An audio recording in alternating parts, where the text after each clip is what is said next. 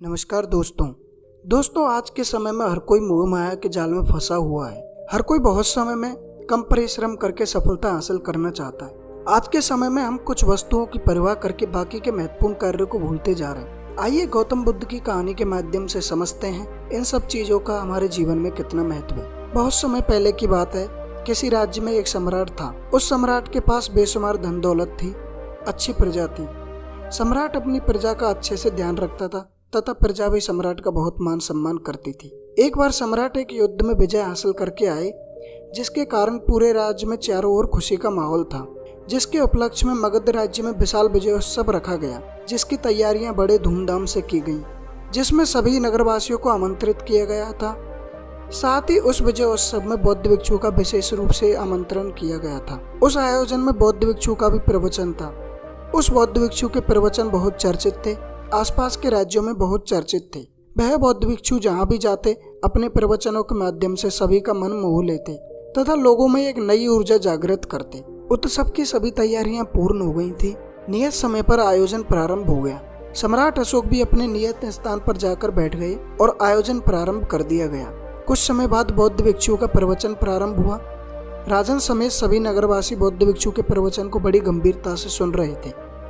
बौद्ध भिक्षु के प्रवचन में लोगों को निस्वार्थ भाव से अच्छे कार्य करने के लिए प्रेरित किया तथा सभी को एक दूसरे की मदद करने के लिए संबोधित किया और एकता से रहने का संदेश दिया, जिसको सुनकर प्रजा के सभी लोग बहुत प्रसन्न हुए तथा अपने जीवन में बौद्ध भिक्षु के द्वारा बताई गई बातों पर अमल करने की ठानी। प्रवचन खत्म होने के बाद सम्राट भी काफी खुश हुए और उन्होंने बौद्ध भिक्षुओं को अपने महल में भोजन के लिए आमंत्रित किया। राजन के मन में सवाल उमड़ रहा था कि बौद्ध भिक्षु ने प्रवचन तो बहुत अच्छा दिया था, परंतु क्या ये खुद इन सब बातों पर अमल करते हैं? क्या इन्होंने भी इन बातों को अपने जीवन में अपना रखा है, या फिर वे सिर्फ इस प्रवचन को ही लोगों को सुनाते हैं? इन सब की जांच के लिए उन्होंने भिक्षु को अपने राज्य महल में आमंत्रित किया। ठीक समय पर भिक्षु राजमहल में आए। सम्राट उनको सम्मान पूर्वक भोजन कक्ष में ले गए और खुद अपने हाथों से लजीज व्यंजन परोसने लगे, परंतु बौद्ध भिक्षु ने मिष्ठान के बदले सिर्फ साधारण भोजन ही किया। इसके पश्चात अशोक महान ने बौद्ध भिक्षु को अपना पूरा राजमहल दिखाया। आखिर में अशोक सम्राट ने बौद्ध भिक्षु को अपना राजमहल में स्थित एक तहखाना दिखाया, जो कि वास्तव में उनका आभूषणों रत्नों का सबसे बड़ा भंडार था। सम्राट अशोक ने कहा, भिक्षुराज, ये अमूल्य रत्न न केवल भारत अपितु पूरे विश्व में अद्वितीय हैं, बेजोड़ हैं तथा अद्भुत हैं।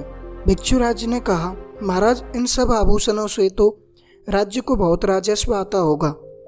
इस पर सम्राट ने कहा, कैसी बात कर रहे हो भिक्षुराज, इनसे आय कहाँ होती है, अपितु इनकी सुरक्षा के लिए तो बहुत बड़ा खर्चा राज्य को उठाना पड़ता है।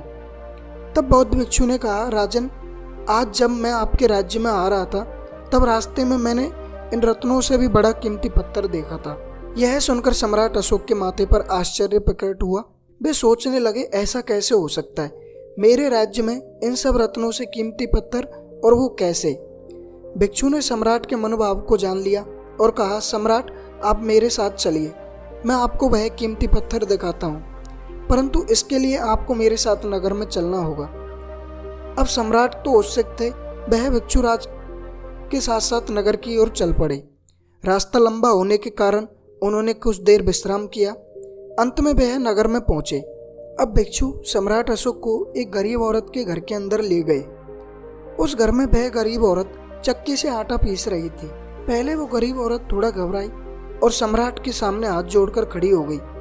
गरीब औरत ने सम्राट तथा भिक्षु का स्वागत किया। इसके पश्चात बौद्ध भिक्षु ने महाराज से कहा, ये जो आटा पीसने की चक्की है ना, इसके ये 2 पत्थर अमूल्य पत्थर हैं। सम्राट अशोक मन ही मन सोचने लगे, ये 2 पत्थर कैसे अमूल्य हो सकते हैं और यह गरीब महिला के घर में कैसे हो सकते हैं? इससे सम्राट आश्चर्य में पड़ गए और सम्राट अशोक ने भिक्षु से कहा, लेकिन यह तो साधारण आटा पीसने की चक्की है, ये पत्थर केवल आटा पीसने के काम आते हैं, आप कैसे इनकी तुलना हीरे जवाहरात से कर सकते हैं?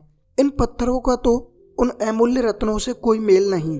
इस पर भिक्षु ने सम्राट को वह रहस्य बताया कि कैसे यह आटा चक्की के 2 पत्थर रत्नों से भी कीमती हैं। भिक्षुराज बोले, महाराज, ये है तो चक्की का पत्थर, मगर राज्यों के अनमोल रत्नों, हीरों और जवाहरात से भी कीमती है।